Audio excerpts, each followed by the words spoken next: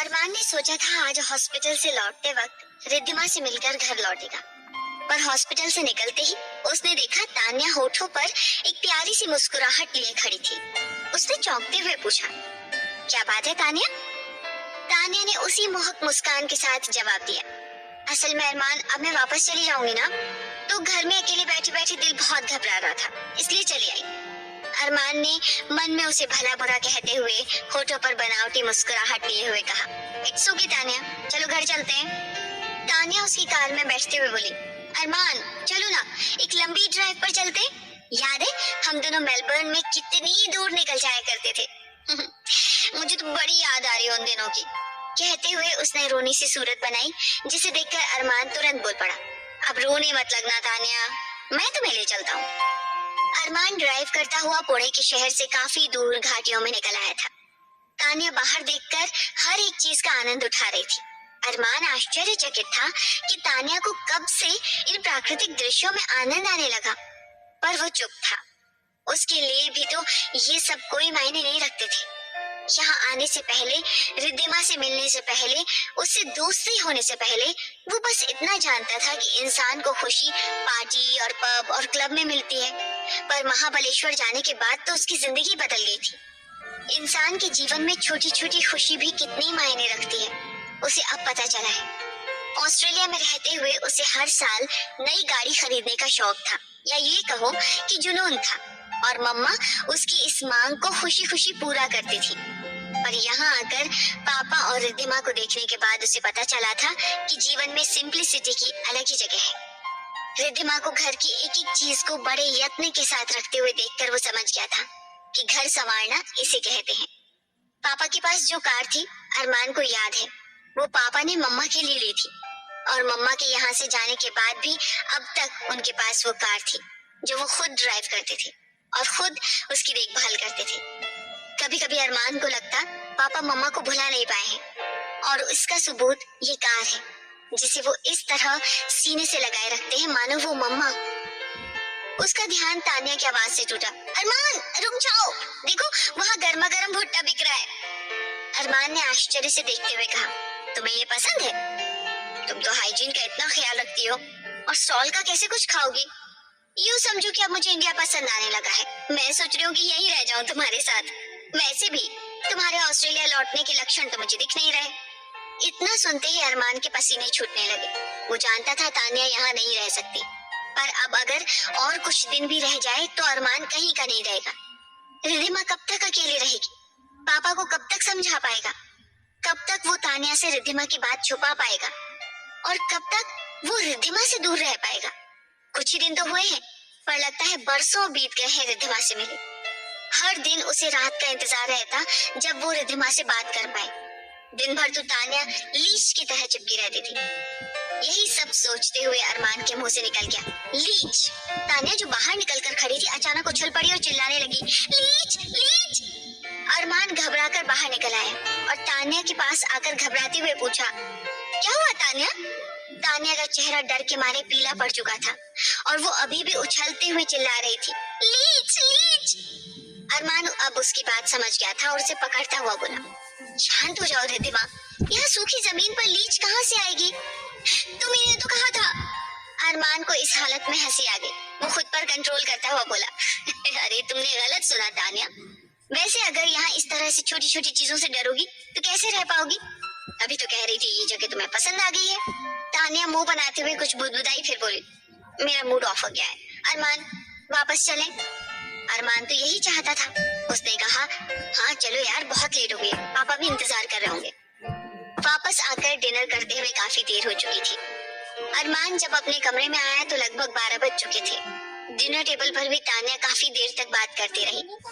अरमान का दिल चाहता था कि उसकी बकबक बंद हो और वो रिद्धिमा से फोन पर थोड़ी बात कर ले, पर इतनी रात हो गई थी कि अरमान फोन नहीं कर सकता था, क्योंकि रिद्धिमा को जल्दी सोने की आदत थी। अरमान ये सोचकर मुस्कुराया कि रिद्धिमा की संगत में उसकी न जाने कितनी बुरी आदतें छूट गई हैं। वो पहले कितना लेट सोता था और उठता भी कितना लेट था, पर रिद्धिमा को सताने के लिए, जिससे वो उस कमरे में पढ़ ना पाए, अरमान लाइट ऑफ करके सोने लगा था, और इस वजह से सुबह भी जल्दी नींद खुलने लगी थी। ऑस्ट्रेलिया में था तो उसका सर्वेंट जॉन उसके बेड पर ही नाश्ता दे जाया करता था और अरमान को यही नॉर्मल लगता था। और उसने ख्याल किया कि पापा सुबह जल्दी उठकर स्नान आदि करके पूजा करते हैं, फिर डाइनिंग रूम में नाश्ता करते हैं। रिद्धिमा के आने के बाद धीरे धीरे अरमान भी इसी का आदी हो गया था। शुरू शुरू में तो वो रिद्धिमा के साथ कंपटीशन का भाव लिए ये सब करता था, पर बाद में उसे ये आदतें अच्छी लगने लगी। अरमान को याद आया वो फास्ट फूड का कितना शौकीन था और इसी वजह से शायद उसे पेट की कितनी प्रॉब्लम रहा करती थी। पर अब तो अरमान कभी बीमार ही नहीं पड़ता और ये शायद उसकी खाने की आदत चेंज होने के कारण हुआ था। रिद्धिमा हर दम घर का ताजा खाना ही अरमान को खिलाया करती थी। अरमान हॉस्पिटल में रहता तब भी उसके लिए रिद्धिमा फ्रेश टिफिन ले जाया करती थी या किसी से भिजवा दिया करती थी। कुछ दिनों से तानिया की संगत में वो फिर से उसी पुरानी आदतों की तरफ लौट रहा था। उसने एक लंबी सांस छोड़ी और मोबाइल ऑन करके रिद्धिमा के नंबर को ही ताकने लगा। उसने तो नंबर पर से रिद्धिमा का नाम भी हटा दिया था कि कहीं गलती से तानिया का हाथ ना लग जाए।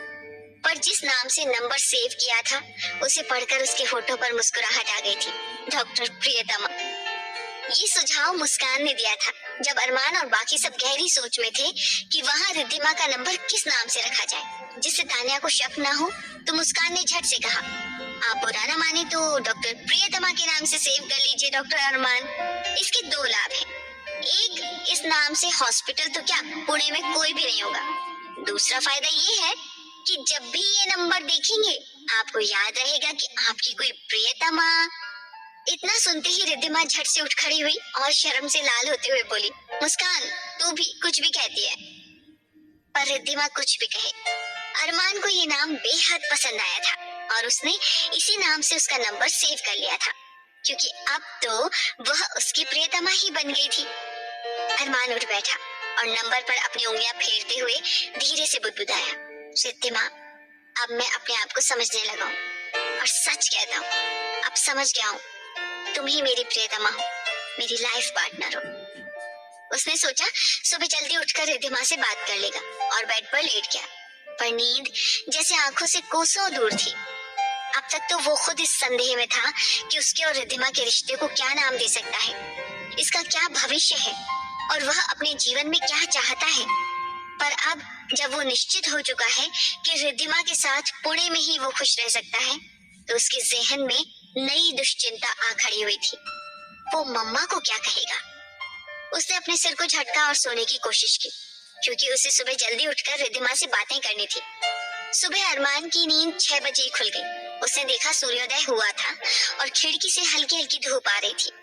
उसने एक बार सोफे की तरफ देखा जो खाली था। वो उठ खड़ा हुआ और खिड़की के पास आकर खड़ा हुआ और बाहर सूर्योदय देखने लगा। उसे याद आया एक दिन उसकी नींद सुबह इसी तरह खुल गई थी और वो खिड़की के पास खड़ा बाहर देख रहा था तो उसने देखा रिद्धिमा चिड़ियों को दाना खिला रही थी। ढेर सारी चिड़ियां उसके आसपास फुदक रही थी और उसके हाथ से दाना खा रही थी। रिद्धिमा मुस्कुराते हुए कुछ बड़बड़ा भी रही थी, मानो उन्हें कुछ कह रही हो। अरमान ने अपनी जिंदगी में इतने रंग बिरंगे पक्षी कभी नहीं देखे थे। उसे तो उनका नाम भी नहीं पता था, पर उसे वो दृश्य बड़ा प्यारा लगा था। इसलिए जब भी उसकी नींद खुलती वो यहाँ आकर खड़ा हो जाता और उस नजारे का आनंद उठाया करता था। उसने नीचे बगीचे की ओर देखा जहाँ चिड़िया तो थी, दाने भी खा रही थी क्योंकि काकी ने दाने डाल दिए थे, पर सब सुना सुना ही लग रहा था। अरमान ने फोन उठाया और रिद्धिमा का नंबर डायल किया, पर वो स्विच ऑफ था। अरमान थोड़ा उदास हो गया, पर ये बात याद आते ही वो मुस्कुराया कि रिद्धिमा की यही आदत थी, फोन चार्ज करने को रखती है और स्विच ऑन करना भूल जाती है। अरमान ने देखा था उसकी इस बुरी आदत को लेकर उसके दोस्त उसे चिढ़ाया करते थे। उसने सोचा आज किसी तरह हॉस्पिटल से एक बार निकलकर रिद्धिमा से मिल आएगा क्योंकि तानिया यहाँ से कब जाएगी कुछ भी पता नहीं था। उसने एक लंबी सांस भरी और फ्रेश होने चला गया। अरमान ने सोचा था हॉस्पिटल में ब्रेक मिलते ही रिद्धिमा के घर जाकर उसे चौंका देगा, पर उसकी ड्यूटी खत्म होते ही सिस्टर ने आकर बताया कि तानिया मैडम कैंटीन में उसका इंतजार कर रही हैं। अरमान घबराता हुआ वहां आया तो देखा तानिया वहां अपनी बहुत प्यारी सी मुस्कान बिखेरते हुए बैठी है। उसके पूछने पर उसने बताया कि काकी से पता चला है कि अरमान को घर का खाना पसंद है, सो वो ले आई। उसने अरमान की ओर देखते हुए कुछ उपहास के लहजे में कहा, इतने वर्षों तक तो हम वहां साथ रहे अरमान, पर मुझे पता था कि तुम्हें फास्ट फूड और बाहर का खाना पसंद है। ये खाया पलट कब हो गया? अरमान को तानिया की बात चुभ ही, पर उसने स्वाभाविक लहजे में बोला, इंसान की जिंदगी है, कब क्या काया पलट हो जाए उसे पता थोड़ी चलता है। तुम भी तो कल स्टॉल में बिकते भुट्टे खाने को मचल उठी थी। तानिया ने सिर हिलाया, फिर उसी तरह बोली, और भी कुछ बदला हुआ है तो बताओ, आंटी को जाकर बताऊंगी तो वो बहुत खुश होंगी। अरमान ने गंभीर स्वर में कहा, तानिया मेरी ड्यूटी है अभी 15 मिनट में, अगर तुम्हारी परमिशन हो तो कुछ खा लूं। तानिया ने ऐसे दिखाया मानो वो बहुत लज्जित हो। उसने जल्दी से लंच बॉक्स अरमान के सामने रखा और अरमान ने खोला तो देखा कि उसकी पसंदीदा मूली के पराठे और पनीर की सब्जी थी। उसे देखते ही अरमान की आंखें चमक उठी और उसे लगा जैसे रिद्धिमा वापस आ गई है, पर वो भी जानता था ये संभव नहीं था। उसने जैसे ही पराठे का टुकड़ा मुंह में डाला, रिद्धिमा का अभाव और ज्यादा महसूस होने लगा, क्योंकि वो समझ गया कि ये काकी ने बनाया है। वो चुपचाप खाने लगा, पर रिद्धिमा तो जैसे उसकी जिंदगी के हर हिस्से में छा गई थी। काकी ने शायद कभी ध्यान नहीं दिया होगा, अरमान को इस कॉम्बिनेशन के साथ नींबू का अचार बहुत पसंद था और उसका अभाव अरमान को खटक रहा था और खाना बेस्वाद लग रहा था। ऐसा लग रहा था मानो तान्या के साथ उसकी जिंदगी ऐसी ही होगी, जहाँ कुछ तो कमी रह जाएगी ही। और मूली के पराठे, पनीर, नींबू का अचार और रिद्धिमा का साथ उसकी जिंदगी का कॉम्बिनेशन जो हर तरफ से परफेक्ट होगा। इतना सोचते हुए ही अरमान मुस्कुरा उठा। तान्या उसे मुस्कुराते देख पूछ बैठी, क्या बात है अरमान? अरमान मुस्कुराते हुए बोला, कुछ नहीं, वैसे खाना बहुत लजीज है, तुमने बनाया है? तान्या उसे घूरते हुए बोली, दिमाग खराब हो गया है तुम्हारा? ऐसा सोचना भी मत, मेरा किचन से कोई नाता नहीं है। अरमान ने चुपचाप खाना खत्म किया और तान्या से बोला, आज घर लौटने में मुझे देर हो जाएगी तान्या। पर मैंने पता लगाया तुम्हारी ड्यूटी 4 बजे खत्म होती है और मैंने अपना प्रोग्राम भी बना लिया है। अरमान भूल गया कि ये लड़की रिद्धिमा जैसी सीधी नहीं है। उसने जरूर नर्स स्टेशन में पता लगा लिया होगा कि अरमान की ड्यूटी कब तक है, पर उसने हार नहीं मानी और बोला, मेरा कुछ पर्सनल काम है तान्या। तान्या उसे एकटक देखते हुए बोली, अरमान अब मुझसे छुपाकर तुम कौन से काम पर्सनल करने लगे हो? अरमान ने उसके प्रश्न पर अचकचाकर उसे देखा और उसका जवाब देते हुए बोला, तुम्हें हॉस्पिटल आने की जरूरत नहीं तान्या, मैं 4 बजे घर पहुंच जाऊंगा। तान्या मुस्कुरा उठी और उसने सोचा, इतनी आसानी से तुम्हें जाने नहीं दूंगी अरमान। मैं भी देखती हूँ इस रेस में कौन जीत हासिल करता है, मैं या तुम्हारी प्यारी रिद्धिमा। रिद्धिमा मुंबई आ गई थी और अंजलि उसे पिक करने आई थी बस स्टेशन पर।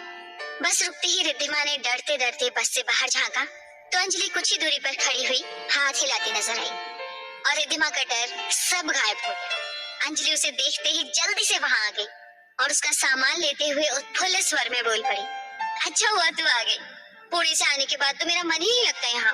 उस इडियट अतुल को कई बार कह चुकी हूँ कम से कम 1-2 दिन के लिए ही आ जाए, पर उनको तो हॉस्पिटल से लीव ही नहीं लेना, काम के आगे कुछ सोचता ही नहीं है। रिद्धिमा उसकी बात पर मुस्कुराई, फिर उसके पीछे चल पड़ी।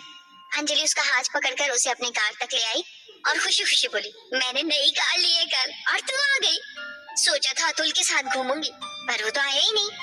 अच्छा हुआ तू आ गई, अब हम दोनों बहनें खूब घूमेंगे, मैं तुझे सारा मुंबई दिखाऊंगी। रिद्धिमा उसकी बात पर मुस्कुराई, फिर धीरे से बोली, मैं यूं आ गई तो आंटी नाराज तो नहीं होंगी?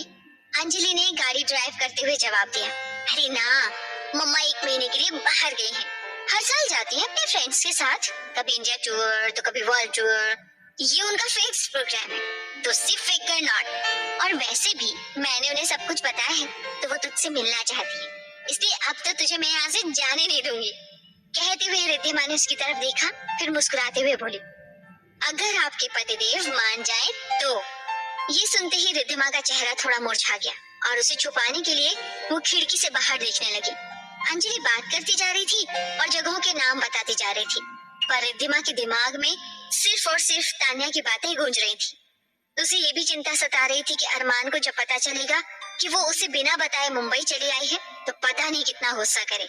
उसने सुना अंजलि कुछ पूछ रही है, इसलिए उसकी तरफ देखकर बोली, दी क्या पूछा आपने? अंजलि मुस्कुराते हुए बोली, अरमान की यादों में खोई हुई है क्या?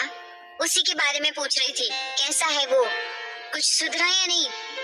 सुना है मेरे आने के बाद तुम दोनों महाबलेश्वर गए थे और खूब एंजॉय किया, हम नहीं दी, हम सब गए थे, मेरे सारे दोस्त थे साथ। तू भी ना रिद्धिमा, बुद्धू है, दोस्तों को क्यों लगी थी साथ में? तुम लोग अगर एक दूसरे को जानना चाहते हो तो दोनों को एक दूसरे के साथ टाइम स्पेंड करना पड़ेगा। रिद्धिमा ने इस बात पर कोई जवाब नहीं दिया और दिल में सोचा, मैं अरमान को कभी भी नहीं जान पाऊंगी दी, और मैं जानना भी नहीं चाहती, क्योंकि वो तान्या का है, मेरा नहीं। अंजलि कार एक अपार्टमेंट के अंदर ले गई और पार्क कर दी। फिर रिद्धिमा से बोली, चल हम आ गए। रिद्धिमा का हाथ पकड़कर वो अपार्टमेंट के अंदर आई और लिफ्ट का बटन प्रेस करते हुए बोली, हमारा फ्लैट तीसरी मंजिल पर है। तीसरी मंजिल पर आकर उसने फ्लैट का दरवाजा खोला और बोला, ये फ्लैट सिर्फ और सिर्फ मेरा है और वो सामने वाला मम्मा का।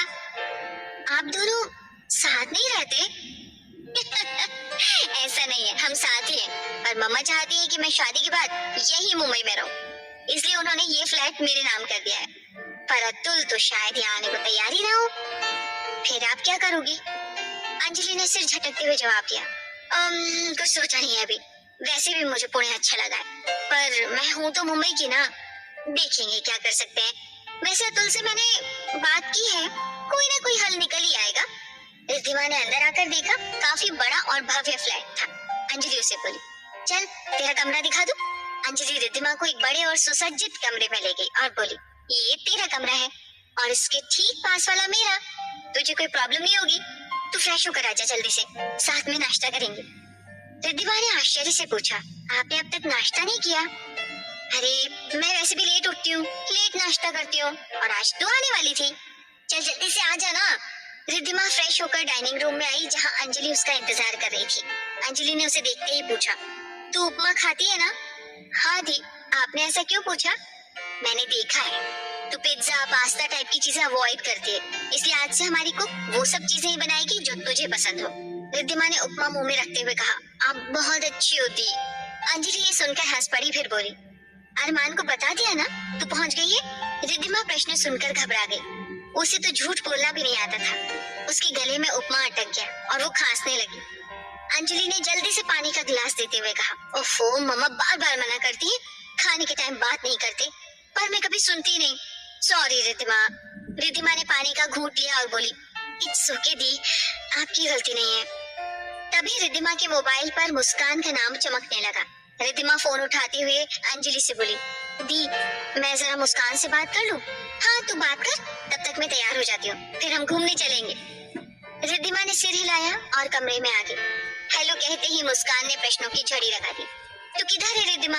मैं कल से कॉल कर रही हूँ, तेरा फोन स्विच ऑफ आ रहा है, और आज सुबह तेरे घर गई तो वहाँ ताला लगा था। मैंने सोचा अरमान से पूछूं, पर उस तानिया का डर था कहीं वो साथ ना हो। रिद्धिमा थोड़ी चुप रही, फिर बोली, मैं मुंबई आई हूँ मुस्कान, अंजलि दी के पास। मुस्कान ये सुनकर खुश होते हुए बोली, अरे वाह, मुझे पता ही नहीं तूने, फिर मैं भी चली जाती। मुझे मुंबई सैर करने का वैसे भी बहुत शौक है। चल वैसे अच्छा किया तूने कि तू वहाँ गई। ये तान्या नाम की चुड़ैल तो यही जम गई है, जाने का नाम ही नहीं लेती। वैसे तू कब तक आएगी? पता नहीं। क्या मतलब है तेरा? कुछ दिन में हमारे रिजल्ट्स आ जाएंगे और सब यहीं से इंटर्नशिप करने वाले हैं। तेरा इरादा बदल गया है? वैसे अरमान सर को पता है ये सब? रिद्धिमा को समझ नहीं आ रहा था कि वो क्या कहे। वो थोड़ी देर चुप रही, फिर मुस्कान से बोली, मुस्कान मैं तुझे सब बताऊंगी। क्या हुआ, कुछ हुआ है क्या? तान्या ने कुछ कहा? रिद्धिमा अब खुद को रोक नहीं पाई और मुस्कान को सब बताने लगी। सब सुनने के बाद मुस्कान बोली, मुझे तो शुरू से ही थोड़ा संदेह था रिद्धिमा, पर तेरी शादी हुई है अरमान सर से, तेरा हक पहले है उस पर।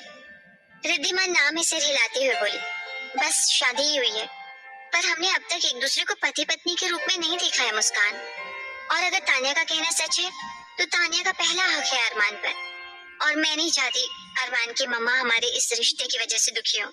मुस्कान गुस्से में बोली, बाहर में गई अरमान की मम्मा। अच्छा सुन, तू कुछ दिन रहे वहाँ पर, तान्या आज नहीं तो कल जाएगी ही, फिर कुछ सोचा जाएगा। रिद्धिमा ने हूं कहते हुए फोन रखा, तभी अंजलि की आवाज सुनकर चौंक गई। वही तो सोचूं कि तू ऐसे अचानक क्यों चली आई। मैं अभी अरमान को फोन करके उसकी खबर लेती हूँ। इतना बड़ा धोखा वो तेरे साथ कैसे कर सकता है? रिद्धिमा घबराते हुए बोली, नहीं दी प्लीज, आप अरमान से कुछ मत कहना, बात अंकल तक पहुंचेगी और उन्हें तकलीफ होगी। तुझे सबका टेंशन रहता है पर अपना नहीं। अगर तान्या की बात सच है तो अरमान ने बहुत गलत किया है तेरे साथ। अरमान ने जो किया गलत किया। मैं कभी नहीं चाहूंगी कि इससे अंकल पर कोई आँच आए। अगर मैं इसका जवाब वहाँ अरमान से पूछती तो हंगामा जरूर होता। और दी, अंकल ये सब सह नहीं पाते, इसलिए मैं यहाँ चली आई। मैं अब धीरे धीरे उससे दूर हो जाना चाहती हूँ दी। अरमान जब समझ जाएगा कि मैं उसके साथ नहीं रहना चाहती तो वो वापस चला जाएगा। और अरमान को जब पता चलेगा तब तू क्या कहेगी पता नहीं। ठीक है, मैं अरमान से बात करूंगी, तू मत करना। नहीं दी, आप गुस्से में कुछ कह दो तो अरमान का गुस्सा और बढ़ जाएगा, और वो गुस्से में क्या करते हैं उसे खुद भी नहीं पता। अंजलि उसका हाथ पकड़कर सहलाते हुए बोली, मैंने कहा है ना तुझे सबका ख्याल रहता है पर अपना नहीं। पर ये क्या बात हुई कि तान्या से तेरी बात होने के बाद अरमान ने तुझे फोन ही नहीं किया? तान्या के साथ रहने से अरमान मुझे रात को कॉल करता है, और कल मैंने स्विच ऑफ कर दिया था। आज रात को वो कॉल करेगा तो मैं उसे कह दूंगी कि आपने कॉल किया था, इसलिए मैं यहाँ आ गई और कुछ दिन रहूंगी। तू झूठ कह पाएगी उससे? कोशिश करूंगी। चल छोड़, हम तो घूमने चलते हैं, जो होगा देखा जाएगा। अरे तू इतनी खूबसूरत और काबिल है कि हजारों नहीं लाखों लड़कों की लाइन लग जाएगी तुझसे शादी करने को, और मैं दावे के साथ कहती हूँ अरमान बाद में पछताएगा।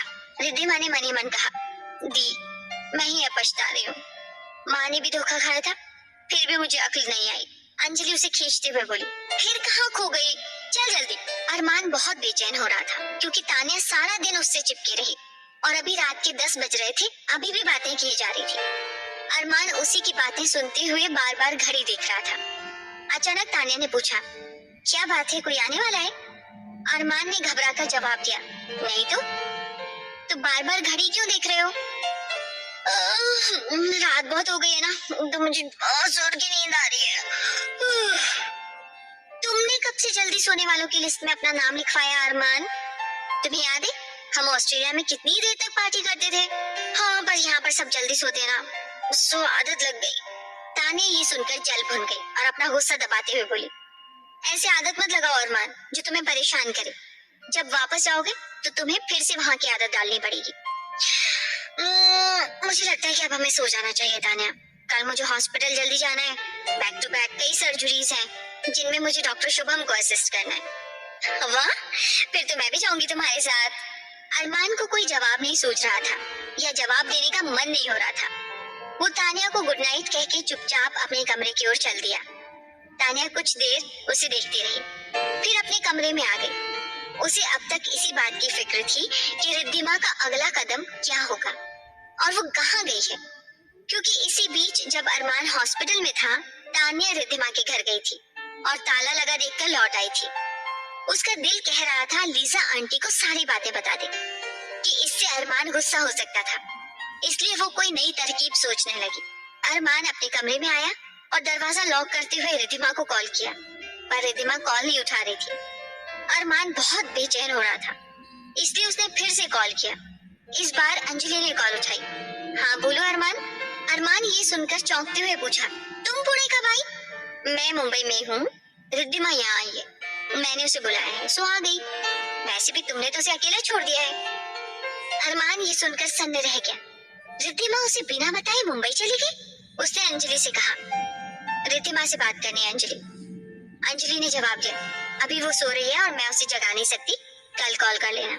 और हाँ, वो मेरे कहने पर यहाँ आई है, उसे इस बात के लिए कुछ उल्टा सीधा मत बोलना। अरमान को कुछ थोड़ा अजीब तो लगा, पर वो बोला, इट्स ओके अंजलि, मैं समझ सकता हूँ, उसे घर पर अकेला नहीं अच्छा लग रहा होगा, मैं कल उससे बात कर लूंगा। और हाँ, तुम टेंशन मत लेना, मैं उसे कुछ नहीं कहूँगा, उसे भी अपनी जिंदगी अपने ढंग से जीने का हक है। वैसे वापस कब आएगी? अंजलि बोली, मुझे नहीं पता, वैसे भी अभी तुम अपनी फ्रेंड के साथ बिजी हो ना, जब वो चली जाएगी तब रिद्धिमा से पूछ लेना। Good night.